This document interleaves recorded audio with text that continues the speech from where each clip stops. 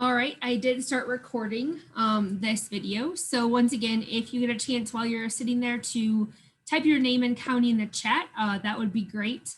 If you're wondering how to do that, you can scroll to the bottom of your screen and kind of move your mouse around and you should have something that comes up.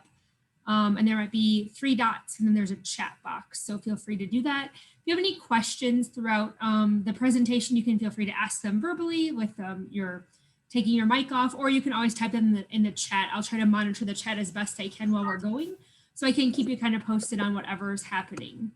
This is our final training of the year, well, the 4-H year. So we'll start again back up next year, but we usually do 4 volunteer trainings a year on different topics that either you've identified or educators have identified that are the needs in their county. So if you ever have ideas of things you want to hear more about or things you want to hear, please feel free to send me an email or tell your educator that, hey, I wish the state office would do a training on this, and I can work my best to make that happen. I'm super excited today in that I am not the one who gets to present most of this. We actually have some awesome leaders who are doing great things in their county, who are here to share the things that they do that they would consider best practices or ways that communication works in their county. So before we get started, just an overview of what we're hoping to learn through this presentation this evening. So the first thing is that we want to talk a little bit about why communication is important within our clubs and within our 4-H structure. We're going to have our leaders introduce themselves and share what they think's going on. And then we're going to talk about what's beyond communicating. Is communication really the key, or is there some other stuff that's making communication successful with the people that we talk about? And then we'll of course have a time where you can ask questions and give comments. But once again, if you have questions throughout the entire presentation, feel free to write in the chat box. As our leaders are presenting, I will monitor the chat box to help us stay on task, and they can answer any questions you might have about the ideas that they're sharing. So first of all, we want to be really conscious about communication, because communication is the point where we can really build some pretty decent relationships within our program and with the young people that we work with. Whoa, I do not know what just happened there. I don't know if my screen got really big. So let's think about a time in your life when you felt like you were heard or understood, whether that's in a group, by your family members, people that you work with, and just kind of think about how it made you feel and what kind of emotion that invoked in you. So you're all thinking about that. Then kind of the opposite, think about a time when you felt misunderstood or even ignored, that you didn't have a clue what was happening or what was going on, or even, just felt like people weren't even caring about the things that you said. Hopefully, as you think about those things, some pretty different feelings come together. I'm guessing in the first instance, you probably felt like you were engaged, that you're part of the group, that you wanted to give back, that you wanted to be involved. And the second one, you're probably feeling like, why am I part of this group? Why am I here? I don't really belong here. And so really, the relationship wasn't there in that second one. And I think about our 4-H program and how many times our families, our parents, and the young people in our group really sometimes feel that second one. We all speak, well, maybe not we all. A lot of us speak the 4-H language. We talk about projects and trips and things that maybe if you've never been in 4-H before, or if it's your first year, you really just don't understand. You may feel like nobody's hearing you. You don't even know what questions to ask. And so it's important that we really think about how we can use good communication skills to make people feel heard and understood in our program. Feeling heard and knowing what's going on develops trust in communication and also fosters relationships. And for those of you who've ever attended a training with me before, and there's a lot of new faces on here, so welcome to all of you, you know that really that idea of a caring relationship is one of the key reasons why young people stay engaged in the 4-H program. They want to feel like they belong, and they want to feel like they're part of a group, and they want to feel like somebody cares about them and somebody wants them to be there. Whoops, I do not know what just happened. Once again, remember that communication is a two-way street. It requires a sender and a receiver. And so I think oftentimes we also have to be open to the communication that comes from young people, and young people need to be open to the communication that comes from us. So don't just think that you standing up front talking is going to get you anywhere. It really requires back and forth between two different people. Let's talk a little bit about some of the barriers that come with communication. This can be in life, or this can be in 4-H. So Assuming others know what we think or understand the context. And I think this is probably the number one barrier in the 4-H program. I think about, so we do foster care and our foster kids all join the 4-H program, which is interesting because it's pretty short term for some of them, or it becomes long term. But they show up to a meeting, and even though I've been doing 4-H my entire life, it's very hard for me to explain to them why they make a motion, how they make a motion, what the importance of a motion is, how they get their point across, when they're supposed to talk, when they're not supposed to talk. We'll start talking about the different trips you can take, the county fair. For these kids, that means absolutely nothing. And I think about all of our first year families who kind of come in like the kids that live with us.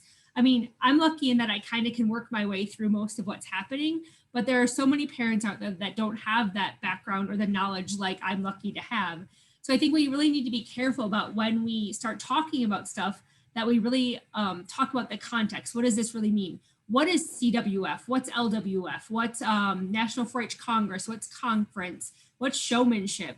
I mean, there are words in there that maybe none of you understood that I just said. And oftentimes we just start talking, thinking that everybody in the room knows what we're talking about. So making sure we add context and also watch for those body language clues, like which people are really struggling to understand some of the things that you're saying, and help them maybe after the meeting to talk about it. I think if we call them out, it might help because there's lots of people who maybe are confused, but it also may make them feel uncomfortable. So just finding a time to check in with those new members. You know, is there anything today that you didn't quite understand? Is there something I can help you with? And really listen to what they have to say. The other thing I think I find myself doing all the time is focusing on what I'm going to say next. And I think this is something we plan this meeting as volunteers, either in a project or a club. And we think about what's the next thing I want to talk about. So I'm going to talk first about the stuff going on in the newsletter. Then we're going to talk about the fundraisers we're going to do. And then we're going to talk about community service. And oftentimes I start talking about that newsletter, and then one of the kids asks me a question. It throws the entire club meeting off topic. How many times does that happen where you think you're going to follow the agenda and then things like just don't go the way they should? And so oftentimes we forget to actually listen to what that kid's saying because we're already thinking in our head about what agenda item is next. So we really need to work on figuring out how to stay present with our club members to make sure they get what they need, or having that comment, that's a great question. Let me write it down and we'll talk about it after the meeting for whoever needs that help. So if you are focused on making sure you get through the points of your agenda, that you come back to help that kid or that family figure out what they might be missing or not understand. How often does this happen too, where we or the 4-H members or families bring up other problems or unrelated topics to our agenda? And I think doing the same thing as the time before is really just saying, hey, can we talk about that later? I'll write it down. And even whether you are not pretending to write that down, so they really see that you care about them is great, or helping them to find ways to get back on topic. That's a really good idea. I think it would fit great in our agenda later, or that's a really good idea. We talked about it last month. We'll talk about it after the meeting, just kind of making sure that you can stay back on topic and not get out where you end up talking about some problem that's happening at school or with parents or with club members outside of the 4-H program. And then I think the other one that happens often also, and part of this is because we know the 4-H program or have been part of it for a while, is we assume we know what everybody needs and what they need to happen to, and we convince our club members that they want to do it that way. I think about, the fact that I know next month I really want the club to go canoeing because that sounds super fun and my kids have mentioned they want to do it. So when we get there, how often do we kind of help to lead the conversation to make sure that we get to do the things that we want? It's hard not to, but I also think that there's ways we need to help our members be the ones who are engaging that communication and not just the club leaders kind of telling them or the project leader telling them what they want to do. I'm just going to check the chat here and see if we have any questions. Y'all tell us what you want to do. Right, now I think we're going to find out what works from our club leaders. What are they doing that's successful related to communication? I'm going to ask them each to introduce themselves and then maybe tell where they're from and a little bit about what role they're playing in the 4-H program. So Tanya, you are going to start us off, and I'm going to stop sharing so we can see hopefully your faces. All right, am I on? You are, you're good to go. Okay, my name is Tanya Santee, and I am a volunteer club leader in Fremont County. I also help with the junior leaders at the county level. In our club, the biggest thing that we have done, there's a couple of things, as community leaders that we've done, I think, to guide the rest of our communications. And the first thing is that we close our enrollment on December 31st for our club. And so we're very active and we do something every month pretty much. And so we found part of what was happening is we would have people who were going to join, but they weren't going to sign up until later in the year. And that we had a year where a kiddo was going to show beef and miss tagging, even though they already had their beef. They didn't know. And that for us is a real communication piece. We had already kind of been talking about closing our enrollment, but that would sort of solidify the decision for us. Obviously, not every club can do that because not every kid's going to sign up.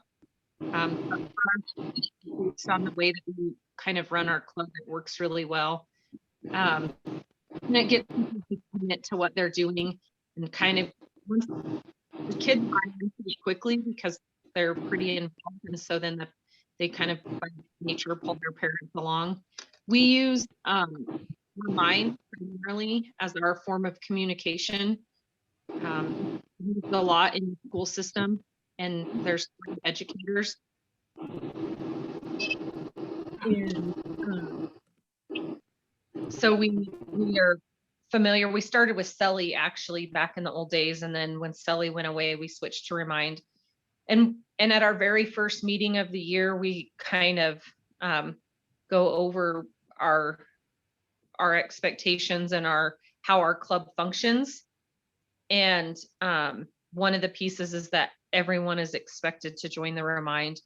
And it's just a text feature. There are others that work as well. Group Me is another one that I'm familiar with. I like Remind because it doesn't, like when people respond, it only responds to the person that sent it and it doesn't go to everybody. So you're not held captive by this big group message. And so we use Remind a lot. We use Sign Up Genius a lot. It's another form of communication that we use to sign up for activities that we're involved in, especially our community service and fundraising kinds of things, but also like when we have potlucks or whatever back before COVID was a thing. And we use, we do have a Facebook page, but we use that primarily for our PR. So we will do challenges during 4-H week that we ask the kids to, show us that you're wearing your 4-H shirt or whatever, and then share it to the Facebook page and that kind of thing. But the big one is using Remind and just setting that expectation that at least one member of every family in our club joins the Remind. And then the other piece, I think, when we first started our club, when my kiddo was her second year in 4-H, and there was another family that had a member that was the same age. We were in a club to begin with, but we had been in 4-H ourselves as kids growing up. So we kind of had this idea about what we wanted our kids' experience to be. And the club was really big. And as leaders, we were lost in the shuffle. Like we weren't really able to be involved. And our kids as 8-year-olds really weren't able to be involved just because of the size of the club. So we decided to do something different. And there was actually my 4-H club as a kid had gone defunct. And so we brought it back and just started with a few small members, but we sort of set those expectations up about what we expected from our families. And because it was all mostly new people that we knew, our kids that became then officers in the club were young. And so they started leading at a young age. And now those kids are sophomores and juniors in high school and can lead a meeting without much help from us. So we have our officers meet in advance of our meeting, and we go over the agenda, and all of the kids talk about who's going to go over what, and what they kind of try to figure out what questions people might have. And they talk about what the motions that they might expect to happen will be, so they can help to the younger kids to formulate their motions. And then our two oldest, our president and our vice president, they're actually responsible for leading that part of the meeting with just the officers. And then we're just there to kind of back up or answer questions, so that when the meeting actually happens, as leaders, we aren't really involved at all, other than if there are pieces that we have to address on specifically on the agenda. There was, that one other thing that has been useful communication wise for us when we moved to the new Z Suite, there is a way to set it up so that when kids join your club, they automatically get some messages.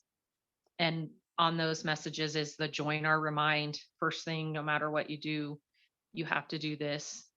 And a little bit about when our club meets and all that kind of stuff, which maybe existed on the 4-H online. I'm not sure, but if it did, I didn't know how to do it, and didn't ever see that. So that's been kind of maybe one good thing I will say about Z Suite, that we've been able to utilize for that, and to put out information in a manner that everybody could get to. The one other thing that we've done is just we do as much as we can electronically. So our sign-in sheets are typically a Google form that kids can sign in at the meeting. So we have record of who was there. We use forms to gather all of our information for stalls. I just created it off of what the fair was trying to ask us to input. So then I don't accidentally forget to give somebody a stall for their market beef. If they sign up and do the form, it's there automatically, and then we're able to just print it and give. So we try to use the technology tools that we have available to help us gather information and disseminate information to our members. Other than that, I don't, those are our best practices. I think Remind has been the best thing that we've used. But I'm happy to answer any questions, or I'm curious to see what other people are doing as well. I have two questions. First of all, who in your office taught you how to use that feature on Z Suite, so I can ask them how that works? Was it Rachel? Or no one in my office taught me how to use it. I just found it. Okay, great. We may have to talk later about that. Okay. Yeah. And I'll have to probably get on there because I've only done it twice. So I would have to, but it's in there for club leaders, and there's a way to do I can't remember it's some kind of a welcome message or some kind of message, but it pops up. And I noticed that it worked really well this year because I could tell as soon as people were signing up that then I was getting all these remind messages at the same time that they had joined the remind. So very cool. And then you said something about forms. Was there a specific app you were using, or specific besides Google Forms? Well, we use Google Forms primarily. And like I said, we're trying to convince our fair office to just let us create the Google form for them, so that we aren't then they aren't having to transfer all of our information, but we just took the spreadsheet that they asked us to fill out by hand and created a Google form that would produce the information in that order. So does anybody else have any questions for Tanya? She has to leave, so I'm not sure if she'll be on at the end, but I did try to keep this on while I drive to town. I probably won't respond while I'm driving, and then while I'm at the meeting, but so if there's other questions, and I'll kind of be listening in the background. I actually have a quick question. For your Remind system, I know what it is, but does the county you're from pay for that, or is it a club that the club paying for the Remind feature? So we're fortunate that we I am in the school district, and two of the other leaders that I work with are also in the school district. So we kind of Piggyback. Gotcha. But I was just looking because I don't know. It says that any organization can do it, but I don't know what the costs are without if you get all the features, or if it's limited, or what. And there are others out there. That just happens to be the one that I like the best, partly because it's one I already have. But in our sports teams, we use GroupMe a lot. The problem with that one is that it comes back, everybody's response comes to everybody. And so that can get. That requires a download too, whereas Remind doesn't, right? Correct. Okay. Yep.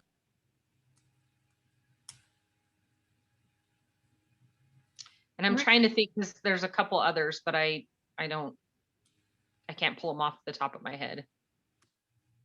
Maybe we'll hear from some other people that use something different. So we'll see what we can do, and maybe we can look in. I know a couple counties use Remind too, especially Campbell County. So if you are in that county, you may be able to piggyback with them too, depending on what county you're in. So.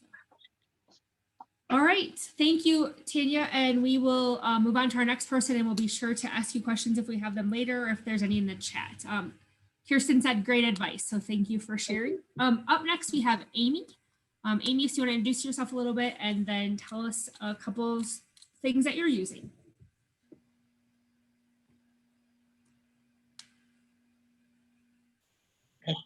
Hi, I'm Amy Hoyt. I'm in the Bighorn County, and I'm a club leader for Paint Rock Punchers is our club name.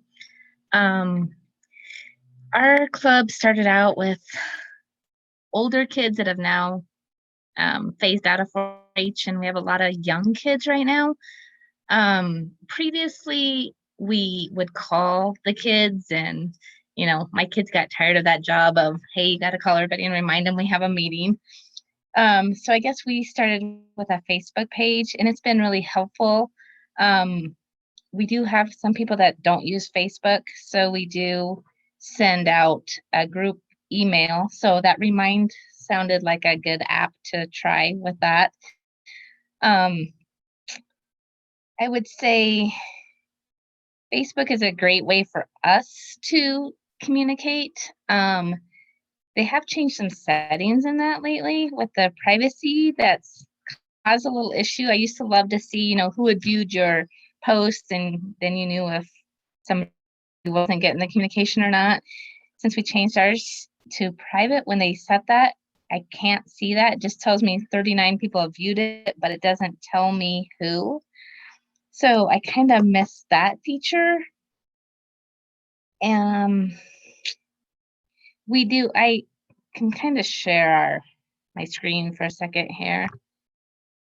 Can you guys see that?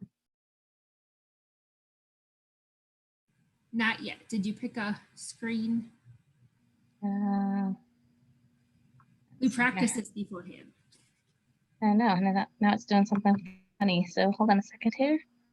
Go back here.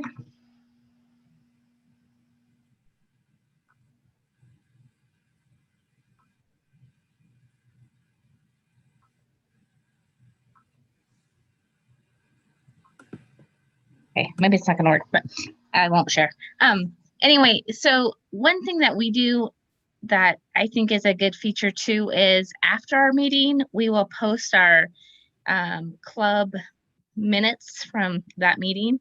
So if anybody missed the meeting, they can then go back and see what was missed.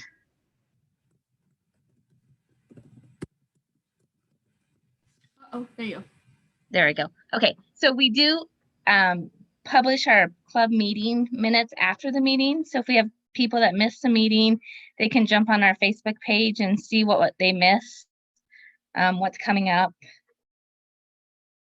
I think that's been the best for us. Messenger we tried for a little bit, but it got kind of hectic trying to respond back to everybody individually. It's just easier to have one page where everybody reports to, and that seems to work for us. Awesome. Does anybody have any questions for Amy? All right, stay on and maybe we'll get some here at the end that people might want to know. Up next, we have a duo of Kirsten Martin and Sam Haley. So I'll let them introduce themselves. Hi, guys. Oh, Sam, you're still muted.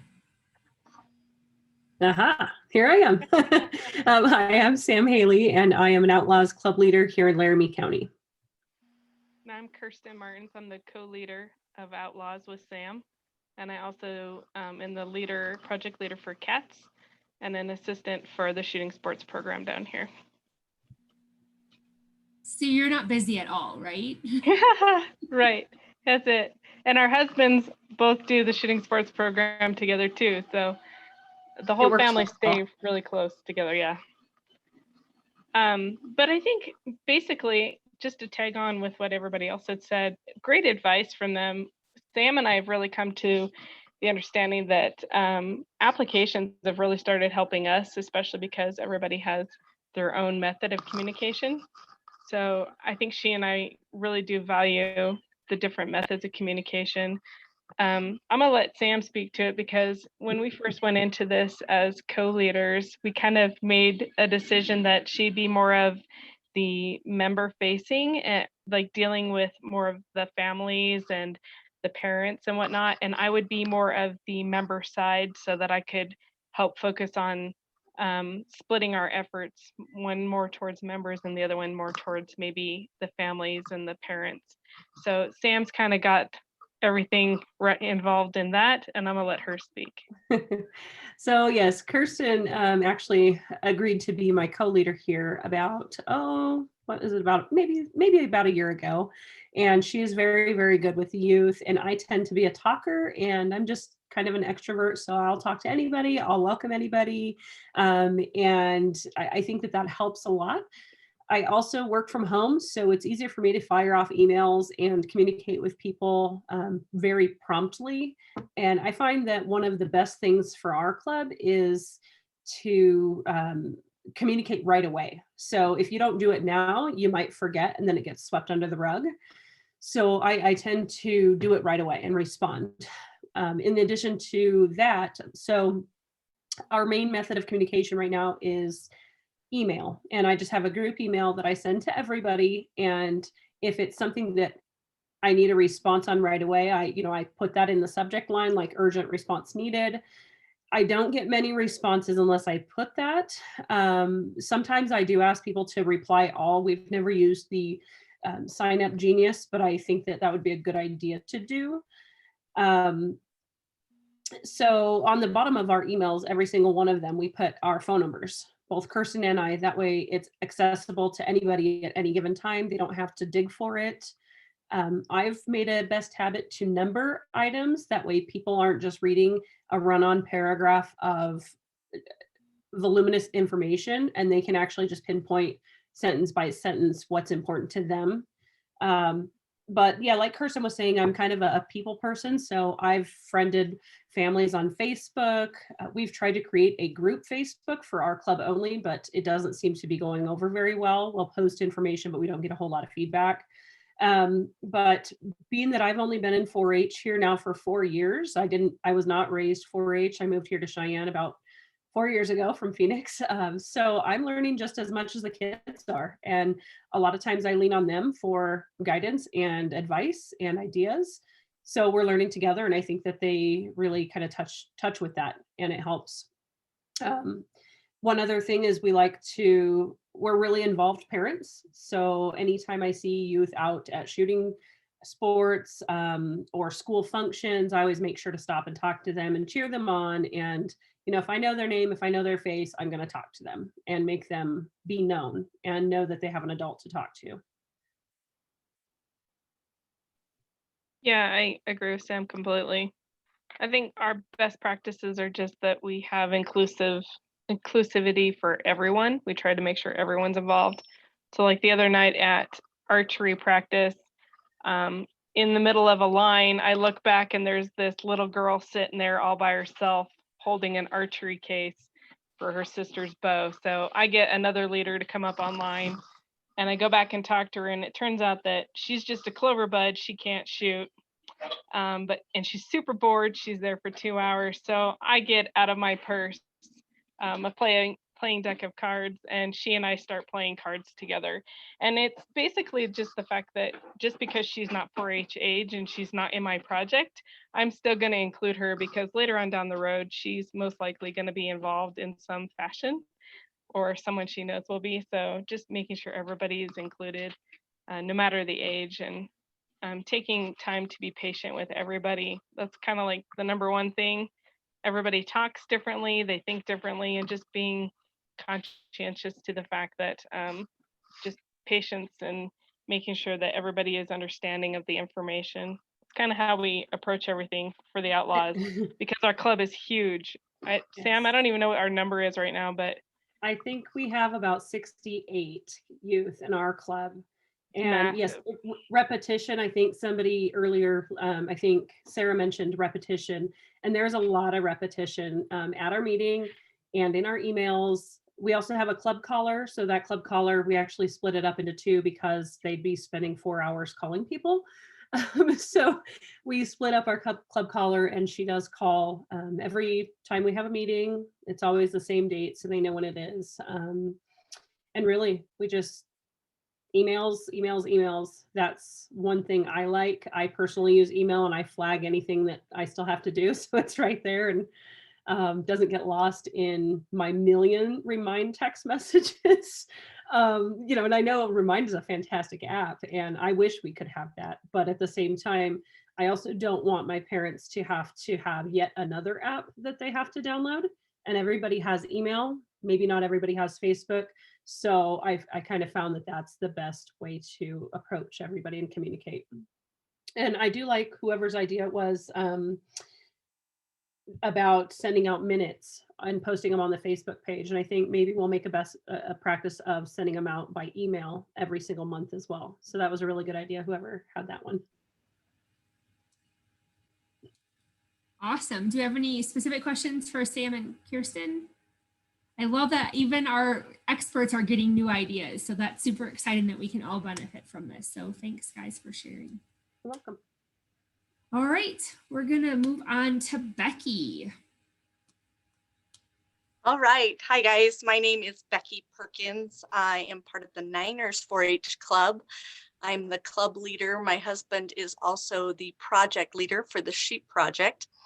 Where to start?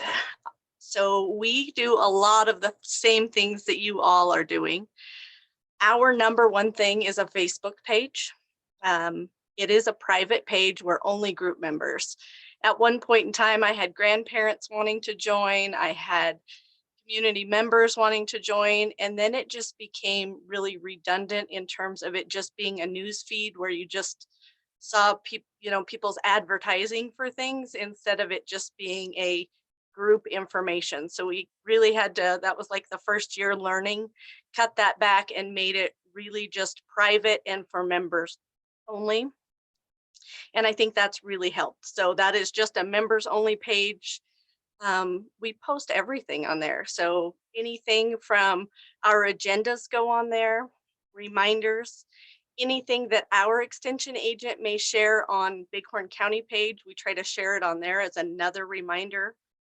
And then when our project leaders have meetings, I encourage all my project leaders to also post to that page. So it may be pictures from the project meetings that they can use later in their record books. A lot of those pictures are taken off and used in the record books. So I've found that to be helpful for the kids, that parents might not take pictures at events, but at least there's some pictures out there of their kids participating. I also send out text reminders because I do have families that don't Facebook. So I try to text reminders either the day of a meeting or the night before. I found that if you do it too much in advance, people don't remember things. It's gone. We've all got way too much happening in our lives, and that's okay. But the text reminders, it does take a little bit of time. I'm lucky I do run my own business. I'm a real estate broker also, so I do have a little bit of spare time here and there that I can send some text messages. And I've tried to make that part of an officer job for our club, but it does just kind of, it's a little bit too much. I mean, for a kid to handle that aspect of it. I also have had some of my officers try to run the Facebook page in terms of when they're at events. So maybe my historian or my reporter takes pictures and posts on there. But again, they're not always at the project meetings and things, but they do help with those posts that are on our Facebook page. At our meetings, we have an agenda at every meeting. On our agenda is, of course, old business, new business. And then I like to post reminders from our project leaders of maybe when their next meeting is or things that they're needing from different people. So that's always out there too. So all the families know who the project leaders are if they have questions or if there's anything like that. And I'm a Nazi for organization. So I like things. I mean, people know that when we come to a meeting, I've got the agenda, my officers are running the meeting. If there's questions, they refer to me. But I think being organized really makes a effective club. I think that people don't figure that you're a joke, that you guys are the real deal, and that you can help the kids succeed if you're organized. Something new that we're going to look into, that this one is just kind of came up into our club, is getting a Venmo account for our club. We've always just had a checking account where people paid dues or we did our fundraising through that sort of thing. And everything has become so electronic. And so many people at our last meeting wanted to pay dues and they were like, do we have Venmo? And we were like, no, we don't, but how easy would that be? So I think we are going to look into Venmo. So that's kind of something that's changing with the times, is going electronically with some accounting methods, which I think is great for our treasurer and the club to keep up on that as well. I mean, that's the future right now. And I was going to speak on that reminder app too, Tanya. We don't use that, but I use that through the school system in terms of getting reminders for my child's sports and that sort of thing. And I just thought that one would be a very useful, so maybe something we need to look into as well, just another source, because I don't think you can just use one source of a reminder or a media. I think that everybody learns, just like everybody learns in different ways, everybody receives information in different ways and is able to effectively get information in different ways. So what else? We're really lucky where we're at as well, that in our club, we do have different project leaders. So I do encourage my project leaders to take charge of their project and give them full reins of their project in terms of if they need anything from me, I'm more than happy to facilitate or be the go-to or runner for them. And I think that just keeps a very good open line of communication. What else do I have? Does anybody have any questions for me in terms of things that we do? I mean, we kind of do a lot. I got a new list from Gretchen, our extension agent, today, and I have 70 kids on my docket this year. And those are 70 active kids. I know that there's going to be some stragglers that come in, but we had 55 kids last Monday night at our meeting. So we're kind of running out of a place to have a meeting besides the park in Level. But I think it's awesome that I have a group of kids that my leaders know everybody's name, and we encourage everybody to know everybody's name. We do an icebreaker or two at every meeting so the kids can just kind of relax and get to know each other, and it's a fun environment. But also somebody else touched a base. I think maybe it was just you, the Haley lady, or one of you anyway, was talking about the younger kids and making sure that they're involved. We have a pretty big Cloverbud bunch that comes, and younger as well, and they participate with our club kids during our meetings. So if we're doing an icebreaker, they're right in the middle of it. And I found that those kids that have started when they were 3 at our meetings are the go-getters. Like, they are not scared to talk. They become the public speakers of the group. So I think if you can immerse those young kids in all of those type of meetings, it really, it makes them build into the leader for sure. Does anybody have anything? Just some stuff in the chat. People were excited about the idea of Venmo, so that's great for sharing that. And I did find out today on our drive up to Gillette, that's where we're hanging out today for the state 4-H office, that Venmo just started a business branch. So you can actually open multiple accounts with the same email. So if any of you are worried that you already have a personal Venmo, the word on the street per Jonathan Despain this morning was that they also are allowing you to start additional Venmos. So that would be great for 4-H clubs to be able to have their own, even if it is attached to a leader email, so that you're not worried about having to mix up personal and professional information. So, all right. Well, if we have more questions, we'll come back to Becky. I think we have 2 more people left here on our list. So up next we have Chandra, and she's gonna share with us what she thinks works. Hi, I'll actually turn on my video. I'm work from home, so I'm like on video all day, but I'll turn my video on for you guys. So I am a co-leader at for the Lone Star League Club in Park County. Maria is one of my other co-leaders. She's not here tonight, and we are actually brand new, taking over the club for our current leader whose daughter is graduating, and so she's kind of taken a step back. So we're taking over for her. So we have, just kind of a little background, we have an actually pretty young group. They're all amazing go-getters. We have to rein in their ideas because they want the moon. But we do have, a fairly young group. I would say the bulk of them are 10 to 12 years old. And let me tell you, they can run a meeting better than our county commissioners. So they're great kids. But that that means that we have to directly communicate with the parents, because the kids, most of them don't quite have their own devices and accounts yet. And so that's one thing we've struggled a bit with.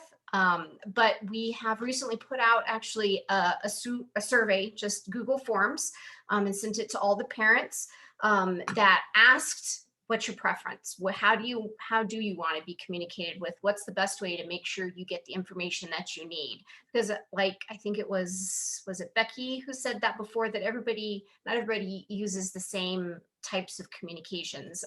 We've got some families that use Facebook, some families that don't.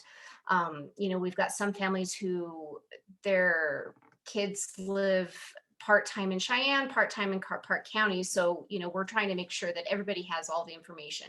So the survey we sent out included that information, how do you want to be contacted? Facebook, text message, email, what's best for you? And then use that survey also to ask them other questions about what do you want your kid to get out of 4-H? What is your goal for having them enrolled? I mean, we obviously know many of the kids' goals is livestock or, static projects, but the parents' goals are often different. So we want to make sure that we're giving the parents also kind of making them feel like they're being heard, and we're not just doing the fun stuff, but making the learning fun, and making sure we're hitting those skills and those pillars that the parents are really interested in. So that's kind of what we've started going about. Most of our communication currently is on Facebook. So my co-leader and I, we anytime we see any opportunities, we're putting it on the Facebook page, and that seems to be working really well for most of the parents. It's just a handful of parents that don't have the Facebook. So we're looking for the best way to reach them without, burdening Maria and I in communicating on 50 different platforms. So we're hoping maybe we can manage it with email and Facebook. Like I said, I work from home, so I'm pretty quick. I can get on and shoot an email with the exact same information that we put on Facebook. Let's see, what else are we doing? We're making sure that the kids, we're trying to get the kids to take more responsibility as far as the communication, like I said, they're young, and so we still have to rely a lot on the parents to manage schedules. You know, where when they're older, high school kids, they can manage things a little bit better themselves. What else? We don't use Remind. We rarely ever deal with money, so I don't think the Venmo, is that what it's called, is something that we would need. But we did find that survey was something that was really helpful. Let's see. Oh, I'm also part of on the 4-H Council here. And one thing that we are doing, as I'm helping with as part of the council, is just some video clips to try to engage non-4-H families. And so video clips about what is 4-H, what is the council, what are the different projects, because I think most people that aren't in 4-H, or even a lot of people, new families that come into 4-H, seem to think is that 4-H is still livestock. That's still, I think, the first thought that a lot of families have. And if I don't have land, I can't have an animal, so I can't do 4-H. So we're trying to expand that by communicating the different avenues that you can participate, and then the different avenues that people without kids in the community can participate and volunteer. I think, I don't know about any other county, but one of our struggles is maintaining a good base of volunteers outside of our leaders. You know, people that might have really great skills in leather working that don't want to be a club leader, but they wouldn't mind passing on knowledge. So people to serve on councils or committees and things like that. So we're trying to reach out to that group of people as well, with just some different targeted communications, by meeting with some groups like the Elks Lodge and the VFW and the auxiliary clubs and all of those people that we know are community minded. And so trying to communicate to them in ways that they haven't been reached out to before. So I think that's what we do. We have a small club, so it's not too taxing yet. Wait till it grows. No, thank you, Hopefully. Sandra, for sharing what you guys do in your club. I think Heather is on. Heather is our last person to go. Hi, I am Heather Morrison. I am also from Park County, like Chandra. I am the leader of the Off the Grid Club here in Powell. I'm a new leader, relatively new. My girls came from Colorado about 5 years ago, and we couldn't find a group that wasn't so huge that we didn't feel lost in. So another gal here in the county started this group. So I don't think that we do anything unique as compared to some of the other people who've spoken tonight. We are actually pretty simple and pretty small. Our group, again, like Chandra's, is pretty young. And I didn't do 4-H growing up. So for me, it's been a learning curve in regards to Parley Pro. I did other types of activities, but they didn't have those types of processes in place to run meetings and things like that. The Girl Scouts is the example I would give. And we had a leader and they ran the meetings. So we've done some education this year with our new officers. When they were installed, our extension agent came out and did some leader training, or well, I would say officer training is what we would call it. And we just recently did that. We're trying to identify ways for them to slow down. They can blow through a meeting pretty quickly. They can make a business meeting happen in about 15 or 20 minutes. They're done and going. And I get that business meetings should be kind of slow, but we're trying to add some value to the time that we're together. So watching some of the other series that you've put on, and Ticey did some training with the local leaders here in regards to how to enrich those a little bit, was really beneficial. And it makes you stop and think, if you don't do them frequently, that you probably should. Let me see. We have been having some difficulty. We have a Facebook page, and that's good as long as you're a member of it. So then you can see those posts, but I don't know that they're super timely the way that we use them. If parents roll across them, then they see things and they know. But I feel like to this far, it's been my role to do the reminders and things like that. So when we had our officers meeting, we discussed with them different opportunities to engage the kids and have them participate as far as calling and doing reminders to the kids themselves. Because our group's small enough, you can call everybody pretty quickly. But we do the Facebook page, we do that. I love that our extension agent does, the Monday messages. We make sure that all of the parents are enrolled in that. And I just try and kind of round with the parents as they're at the meetings to find out if their kids are getting what they need, if they have suggestions. We don't have a lot of project leaders in our community, I would say. But we would love to engage some parents because we have kids that want to do things. Unfortunately, we're lacking some of the parental support. So we don't really have much of a robotics program again, but there's always been tons of kids that want to participate in that. I know there's a lot of kids that want to participate in leather work and, just a variety of things that we have opportunities for. But again, I really don't have anything that you guys aren't already doing. I think our county was on Remind at one point in time, but I would love to get some more information about Remind to see kind of where we are with that, if that's still an option for us, because it was effective, but I'm not sure every detail as to why it stopped. So that's kind of what I've got, but I do really appreciate these groups coming together because I learned something new every time you have them together, Sarah, or even our county. Darcy and Ticey and Lynn work really well together and they provide opportunities. It's just a matter of getting people engaged and attending. So thank you. I really appreciate it. Thank you, Heather, and thank you all of our leaders.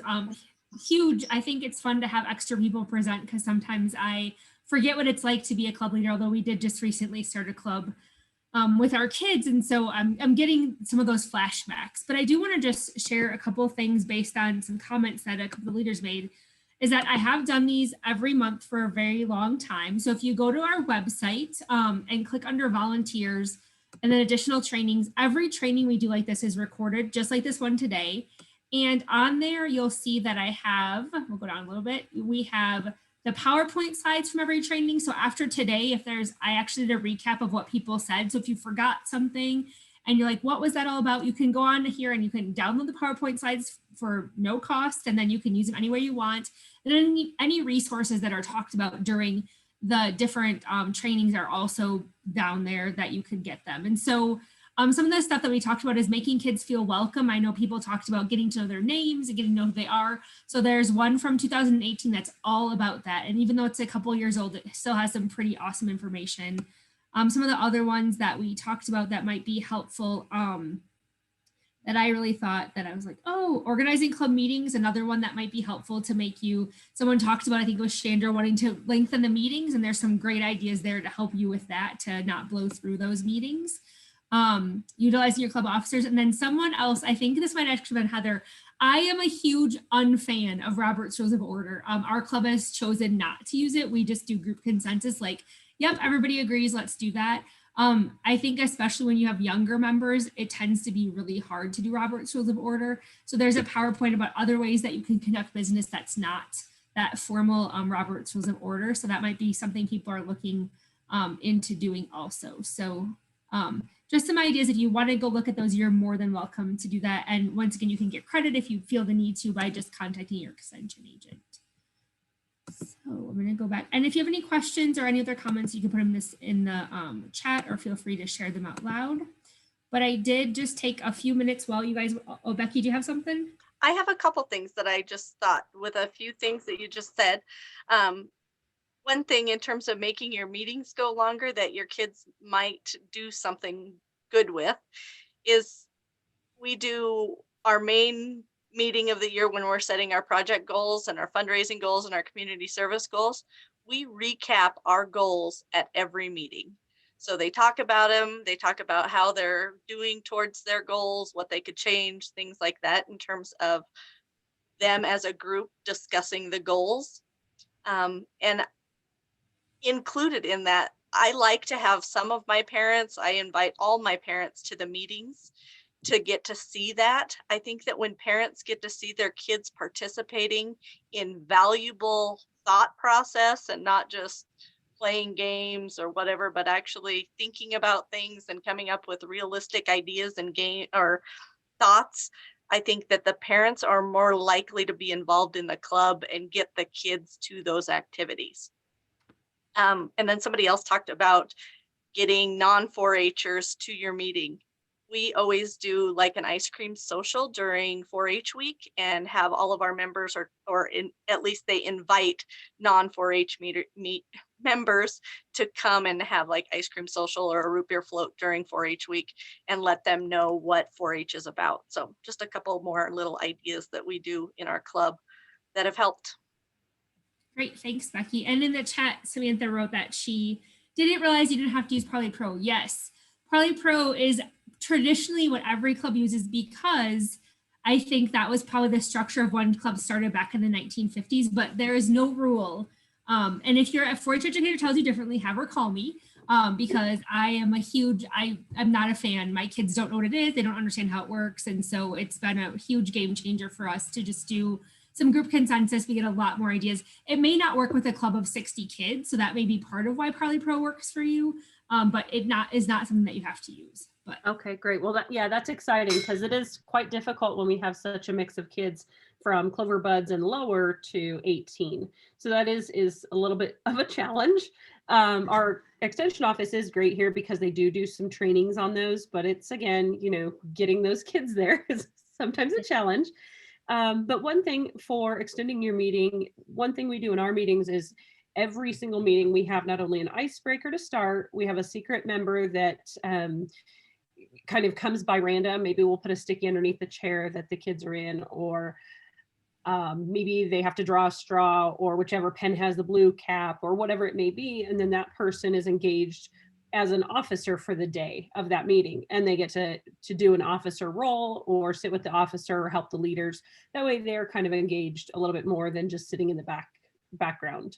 And then after we do all of our business, old business and new business and leaders report, Kirsten actually creates an educational piece. So that might be having a guest speaker come in from different projects or project leaders to talk about what their projects are. So these kids who may not know that robotics is a thing can hear about it, and you can have other youth gain the confidence to come up and speak in front of the club and tell us about their project.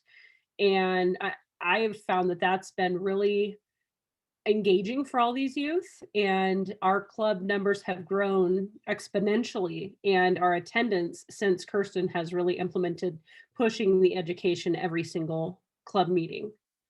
So, I mean, it can be anything from poultry to, like, we had a little girl in our club brought her chicken, and she pretty much explained what showmanship was and the poultry project. And these kids really enjoyed it. And it was very engaging. It allowed her to practice her showmanship. And so that's one thing that can extend your meeting, and these kids can learn something.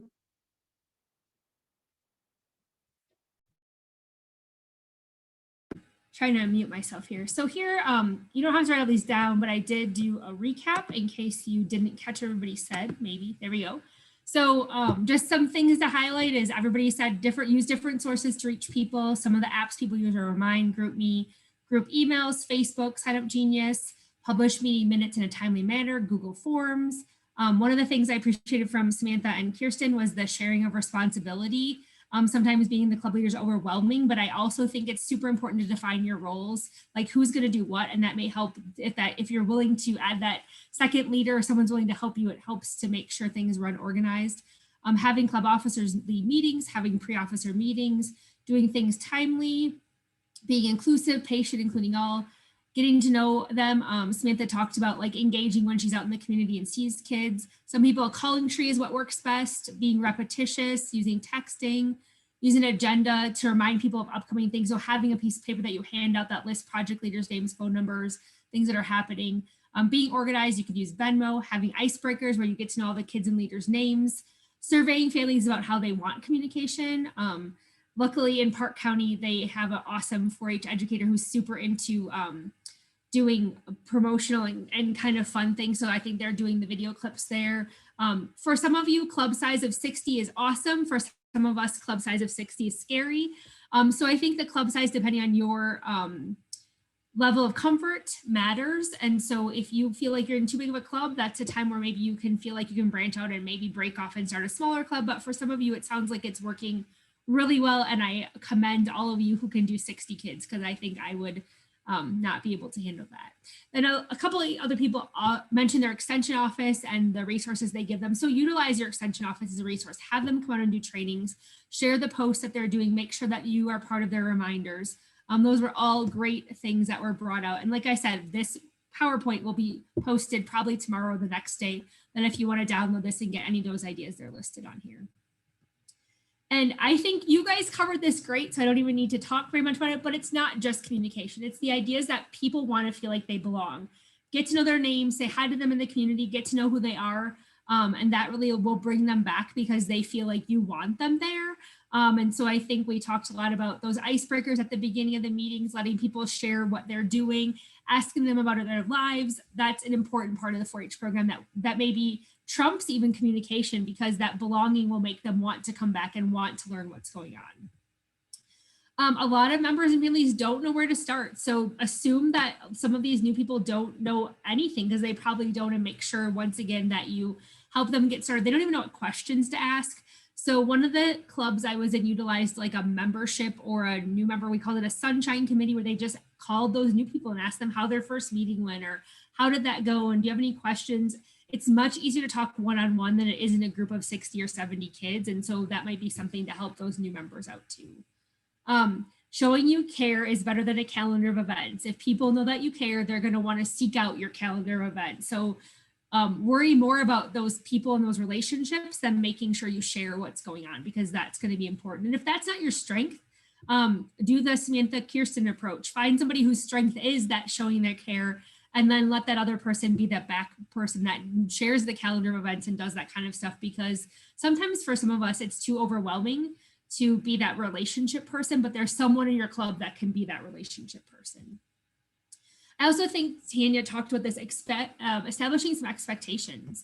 And I think in one of the engaging parents session, that I just showed you, there we cover this, is tell the parents what you expect from them. Do you want them to be at meetings? Do you not want them to be at meetings? Do you want them to participate in fundraisers? Do you expect them to bring goodies to meetings? Like, what do you want them to do? Because sometimes they just don't even know. And I think that may also help some of you to gain those club or those community project leaders that you didn't even know you have, because parents don't know they're supposed to help out, or they don't know. If you look at Girl Scouts, Boy Scouts, other organizations, parent involvement is not part of what happens. And so if they've been part of another organization besides 4-H, they're not going to have that understanding that that's what you're expecting from them. Also tell your members what you expect from them, that you're at the meeting, that you're engaging, that you give an idea, that you sign up, whatever it is, make sure that you tell them what you need. And then also tell them what you're going to do for them. As your club leader, you can expect me to do A, B, and C as part of this to help you and your family. And so if they know that, and one of your expectations isn't that you're going to call them before every meeting, then they at least know, like, I need to be on the ball to know that I need to know when every meeting is, but I know that my club leader is going to do these 3 things for me. And if you want some examples, like I said, in that engaging parents training, there's some specific contracts and stuff written out that can help you to see what those look like. All right, that is all I have. I really appreciate that everybody came out tonight and we had some great sharing. So a couple of things, if you have any questions, feel free to ask them, or make sure that you write your name and your county in the chat if you haven't already, so I can get that on your 4-H Z Suites profile to let us know that you attended this training. And feel free, we can now open the floor for any questions or comments people might have. All right. It seems like we all did a great job communicating. Thank you all for attending this, and those of you who attended the ones prior, thank you. And look for us to start these back up in January of 2022.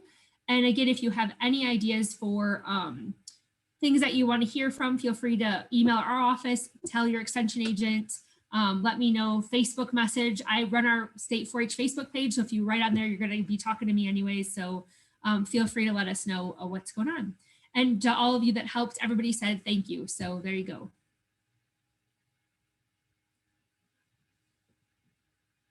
And I'm going to stop sharing, and I'm also going to stop recording.